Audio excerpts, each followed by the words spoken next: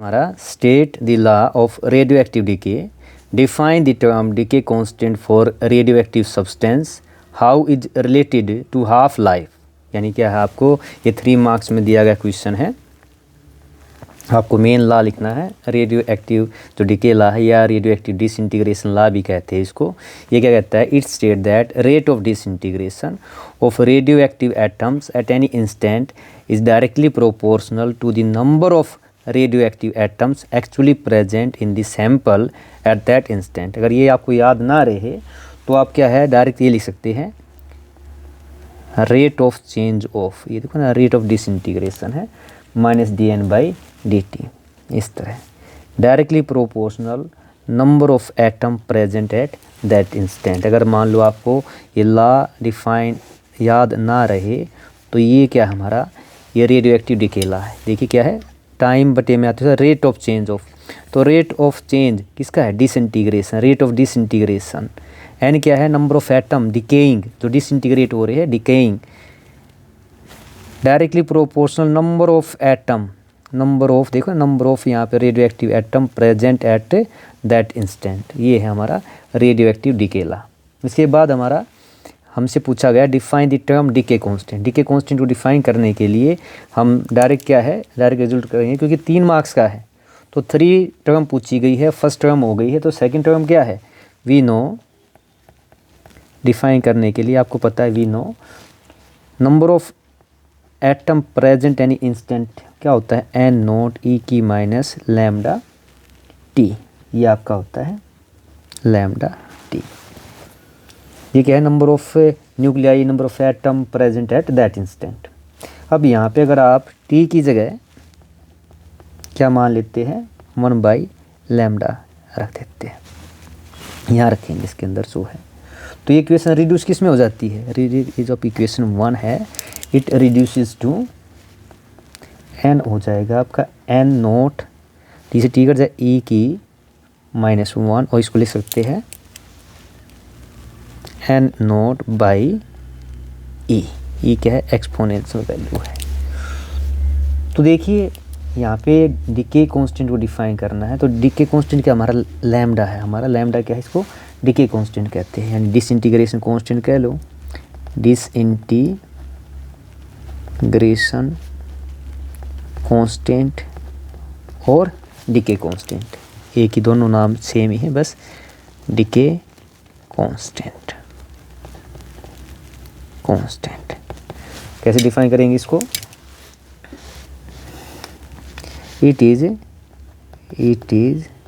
देखिए, it is reciprocal of, it is reciprocal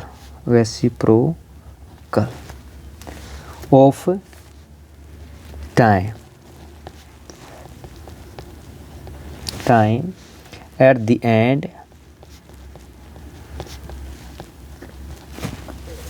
of which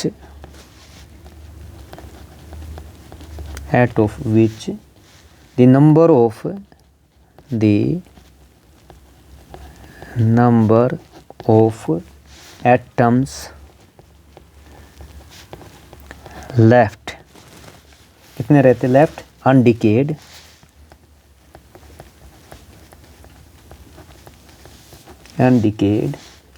in a radioactive sample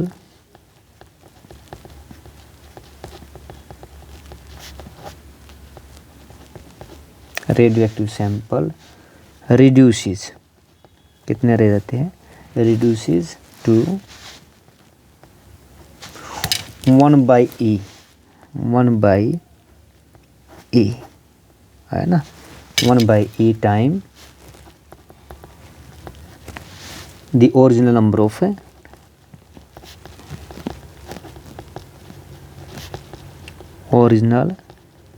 number of atoms। ये कितने हैं हमारे N2 हैं, स्टार्ट में कितने थे, N2 इन दी सैंपल, तो ये क्या है, वो आपका ये रेसिप्रोकल, देखिए यहाँ पे रेसिप्रोकल, ये जो लैम्डा है ये क्या, यहाँ से अगर देखा जाए अरे यहाँ पे देखते हैं तो लैम्डा क्या है 1/t है। तो क्या है, it is a reciprocal of time at the end of which number of atom left undecayed in the radioactive sample reduce to 1 time the original number of atom in that sample. तो second part ये। Third part पूछा how is it related to half life. निकालना नहीं है, direct बताना है आपको। यानी 3 पार्ट हो गए। सेकेंड पार्ट जो है वो क्या था, डिफाइन करना था आपको।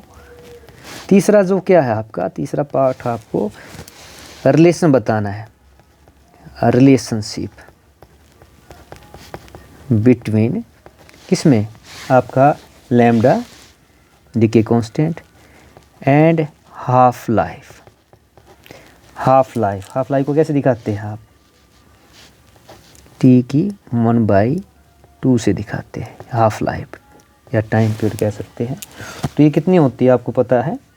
जो हाफ लाइफ होता है रेडियोएक्टिव एलिमेंट का जो फार्मूला होता है वो क्या होता है, T1/2 होता है ये 0.693 लैम्डा होता है। यहाँ पे इसकी डेरिवेशन नहीं दिखानी, बस आपको क्या दिखाना है, ये रिलेशन दिखाना है। पूछा है how is related to half life. तो 3 पार्ट थे देखिए, state the law of radioactive decay, इसको डिफाइन किया। सेकंड पार्ट में क्या किया, डिसइंटीग्रेशन कांस्टेंट, इसको डिफाइन किया, पूछी डेफिनेशन।